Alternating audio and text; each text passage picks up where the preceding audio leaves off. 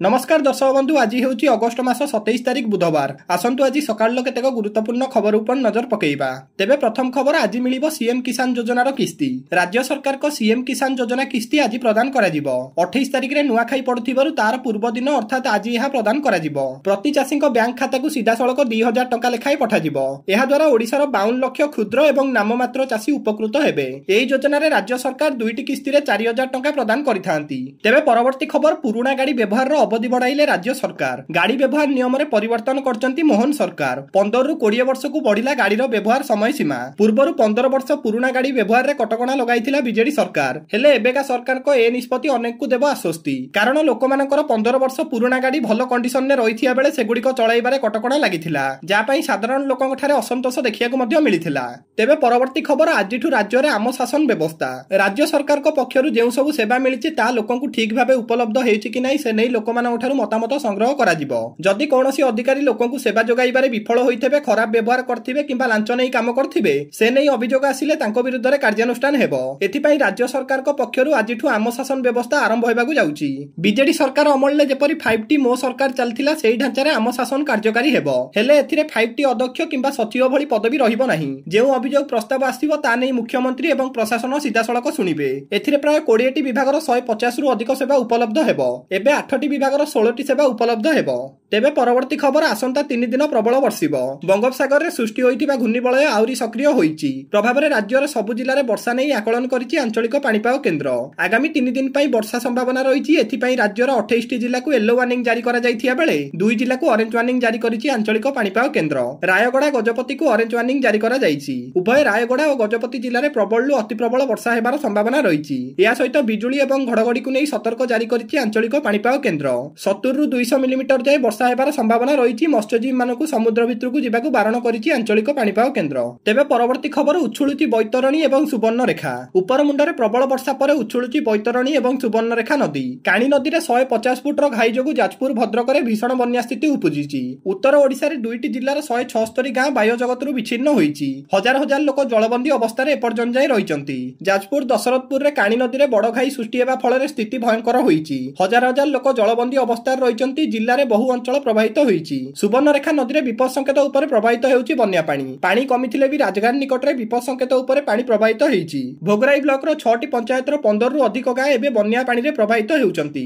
तेबे परवर्ती खबर यूरिया सार रो कला बाजार रो अभियोग। बलांगीर जिल्ला रो टिटलागढ़ रे यूरिया सार रो कला बाजारी होइतिबार अभियोग होइछि। एहाकु विरोध करी राजरास्ता को ओलाइचंती चासी। सार मिलि नथिबारु चढ़ा दर रे बिक्री हेउछि सार। चासी माने शोषण शिकार हेउचंती। सार न मिलिबारु चाष काम ठप होइछि। बादाम, कपा, धान, मका भଳି फसल नष्ट हेबाकु बसिलाणी। खूब शीघ्र सार जोगाई देबा पई चासी माने दाबी करचंती। उचित समय रे सार बिहन और जलसेचन सुविधा जोगाइबारे सरकार विफल होइतिबार अभियोग करचंती। अन्यपटे जिला कृषि अधिकारी कहिचंती बलांगीर जिल्ला को प्राय 36,000 मेट्रिक टन यूरिया सार दरकार, जहार अधा पहुंचिबार अभाव सृष्टि होइछि। सरकार समस्यार समाधान पई पदक्षेप नेउथिबार कहिचंती कृषि अधिकारी। तेबे परवर्ती खबर आंदोलन नु ओहरिले अमला। आंदोलन नु ओहरिले अमला कर्मचारी 15 दिन परे आज कार्य रे जोग देबे अमला। कड़ा कार्यानुष्ठान पई जिल्लापाल मानकु राजस्व विभाग रो चिट्ठी परे आज आंदोलन प्रत्याहृत नै घोषणा करचंती अमला संघर सभापति। गत 15 दिन हेबो 10 दफा दाबी रे आंदोलन करथिले राजस्व अमला संघ। फଳରେ जमीजमा काम पई आस्तिबा लोकमाने नाइ नथिबा समस्यार सम्मुखीन हेउथिले। बाध्य होई कार्यानुष्ठान नेबाकु तागिद करथिले राजस्व एवं विपर्यय परिचालना विभाग।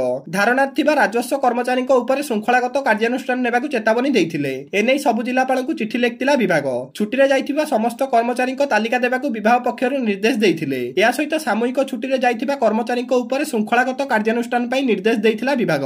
तेबे परवर्ती खबर बीजेडी रे नुआ मोड़। बिजु जनता दल राजनीति रे वर्तमान एक नुआ मोड़ सृष्टि होइछि। 24 वर्ष धरि राज्य रे शासन करथिबा बीजेडी ठारु एबे दलन नेता माने मुह फेराइबा प्रक्रिया जोर धरिछि। गोटिए सप्ताह भितरे जाजपुर जिल्लार 2टी ब्लॉक बीजेडी हातरु खसी जिया बळी सृष्टि हेबा एहा एक बड़ उदाहरण बोली कुआ जाई पारे। बीजेडी सभापति तथा विरोध दल नेता नवीन पटनायक घनिष्ठ सहयोगी भिके पांड्यान को गोटिए सप्ताहर कार्यकलाप एभली परिस्थिति सृष्टि हेबा पई बाध्य करिथिबा खोलाखोली नै चर्चा करूचंती। पांड्यान 2024 साधारण निर्वाचन परे जेउ केते जण नेतांकु धरि बीजेडी रे निजको सुरक्षित रखि पारिबे बोली चिंता करुथिले, सेमाने एबे कड़ लेउटेइबा आरंभ करचंती। पांड्यान को सुरक्षा को नै लोकमानक पाखे राजनीति करियला बळी स्थिति नै बोली तांको निकटतम नेता खोलाखोली कहिलेनी। पांड्यान को छाड़ नले आमे पळाई बोली बीजेडी कर्मी माने सेमानक स्थानीय नेता को सीधा सड़क सुणैलेनी। कर्मी माने जदि दल छाड़ंती तेबे दलर आ अस्तित्व रहिबनी बोली नेता माने एबेठु कहि बोललेनी। तेबे परवर्ती खबर कैबिनेट रे पारित हैला 4टी प्रस्ताव। आज राज्य कैबिनेट रो 24तम बैठक मुख्यमंत्री मोहन चरण माझी अध्यक्षतार ଓଡ଼ିଶାରେ ଲୋକସେବା ଭବନ ସ୍ଥିତ ସମ୍ମିଳନୀ କକ୍ଷରେ ଅନୁଷ୍ଠିତ ହୋଇଥିଲା।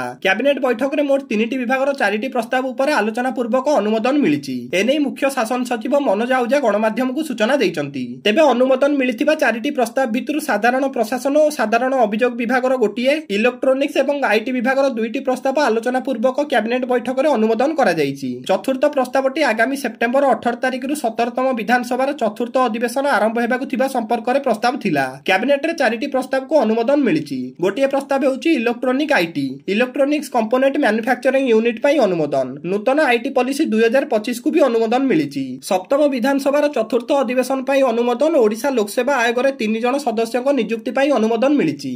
ତେବେ ପରବର୍ତ୍ତୀ ଖବର, ସରକାର ଆଣିବେ ହେରିଟେଜ୍ ପଲିସି। ସରକାର ଆଣିବେ ହେରିଟେଜ୍ ପଲିସି। ଏଥିପାଇଁ ଖୁବ୍ ଶୀଘ୍ର ଗଢ଼ାଯିବ ଟ୍ରାନ୍ସଫୋର୍ସ। 3000ରୁ ଉର୍ଦ୍ଧ୍ୱ ପୁରୁଣା କୀର୍ତ୍ତିରାଜିଙ୍କ ସୁରକ୍ଷା ଏବଂ ସଂରକ୍ଷଣ ପାଇଁ ସରକାରଙ୍କ ବଡ଼ ପ୍ରସ୍ତୁତି। ଉପମୁଖ୍ୟମନ୍ତ୍ରୀ ପ୍ରଭାତୀ ପରିଡ଼ାଙ୍କ ଅଧ୍ୟକ୍ଷତାରେ 3ଟି ବିଭାଗ ପର୍ଯ୍ୟଟନ, ସଂସ୍କୃତି ଏବଂ ପୂର୍ତ୍ତ ବିଭାଗରେ ବୈଠକ ହୋଇଛି। ପର୍ଯ୍ୟଟନ ବିଭାଗ ଚିହ୍ନଟ କରିବ 75ଟି ଡେଷ୍ଟିନେସନ। ପ୍ରଥମ ପର୍ଯ୍ୟାୟରେ ସେସବୁ କୀର୍ତ୍ତିରାଜ ସ୍ଥଳୀଗୁଡ଼ିକ ସଂରକ୍ଷଣ ଏବଂ ସୁରକ୍ଷା କରାଯିବ। ତା ସହିତ ସେଠାରେ ପର୍ଯ୍ୟଟକମାନଙ୍କ ପାଇଁ ମଧ୍ୟ ଭିତ୍ତିଭୂମି ସଜଡ଼ାଯିବ। ରତ୍ନଗିରିରୁ ଅନେକ ପୁରୁଣା କୀର୍ତ୍ତିରାଜ ଏବଂ ଲେଖା ମିଳିଛି। ସେସବୁକୁ ମଧ୍ୟ ସୁରକ୍ଷା ଏବଂ ସଂରକ୍ଷଣ ସରକାରଙ୍କ କର୍ତ୍ତବ୍ୟ ବୋଲି କହିଛନ୍ତି ଉପମୁଖ୍ୟମନ୍ତ୍ରୀ। ତେବେ ପରବର୍ତ୍ତୀ ଖବର, 15 ତାରିଖ ସୁଦ୍ଧା ଶ୍ରୀମନ୍ଦିରରେ ଧାଡ଼ି ଦର୍ଶନ ପ୍ରକ୍ରିୟା ଆରମ୍ଭ। ଗଠନ ହେଲା ଶ୍ରୀମନ୍ଦିର ପରିଚାଳନା କମିଟି। ପରିଚାଳନା କମିଟିରେ 10 ଜଣ ସଦସ୍ୟ ଅଛନ୍ତି। ମନ୍ଦିରର ଯେଉଁସବୁ ନୀତିକାନ୍ତିଠୁ ନେଇ ମନ୍ଦିର ଦର୍ଶନ ପର୍ଯ୍ୟନ୍ତ ପ୍ରକ୍ରିୟାଗୁଡ଼ିକ ସୁପରିଚାଳନା ନେଇ ଏହା ସହାୟକ ହେବ। ବିଶେଷ କରି ରତ୍ନଭଣ୍ଡାରର ଆଗକୁ ଯେଉଁ କାମ ଅଛି, ଯେପରିକି ଅଳଙ୍କାର ସ୍ଥାନାନ୍ତରଣ, ଗଣତି ମଣତି, ଧାଡ଼ି ଦର୍ଶନ ପାଇଁ ଆନୁଷାଙ୍ଗିକ ବ୍ୟବସ୍ଥା, ଏହିସବୁ କାମ ପାଇଁ ପରିଚାଳନା କମିଟି ହେବା ପରେ ଏସବୁକୁ ତ୍ୱରାନ୍ୱିତ ଗତିରେ କାମ ପାଇଁ ସୁବିଧା ହେବ। ଗତକାଲି ମୁଖ୍ୟମନ୍ତ୍ରୀଙ୍କ ଅନୁମୋଦନ ପରେ ଆଜି ଘୋଷଣା ହେଇଛି। ସୁରକ୍ଷା ବ୍ୟବସ୍ଥାକୁ ନେଇ ସରକାରଙ୍କ ନିଷ୍ପତ୍ତି ଅଛି। ସେ ବାଟାଲିୟନଠୁ ନେଇ ଡ୍ରୋନ୍ ବିବାଦର ନିଷ୍ପତ୍ତି ହେଉ କିମ୍ବା ଯେଉଁମାନେ ହିଡେନ୍ କ୍ୟାମେରା ନେଇ ମନ୍ଦିର ଭିତରକୁ ଯାଉଛନ୍ତି ସେମାନଙ୍କ ବିରୁଦ୍ଧରେ ଦୃଢ଼ କାର୍ଯ୍ୟାନୁଷ୍ଠାନ ନିଆଯିବ, ଯାହାକୁ ପରିଚାଳନା କମିଟି ହିଁ ଦାୟିତ୍ୱ ନେଇ ଏହି କାର୍ଯ୍ୟକ୍ରମକୁ କରିବ।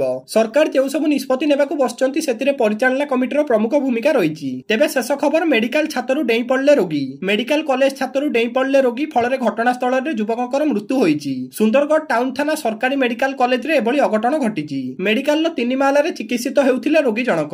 ଆଜି ତାଙ୍କର ଡିସଚାର୍ଜ ହୋଇଥାନ୍ତା, ହେଲେ ତୃତୀୟ ମହଲାରୁ ଡେଇଁ ଆତ୍ମହତ୍ୟା କରିଛନ୍ତି ରୋଗୀ। କାହିଁକି ରୋଗୀ ଏଭଳି କାଣ୍ଡ କଲେ ତାହା ଜଣା ପଡ଼ିନାହିଁ। ପୋଲିସ ମେଡିକାଲରେ ପହଞ୍ଚି ପଚରାଉଚରା କରୁଛି।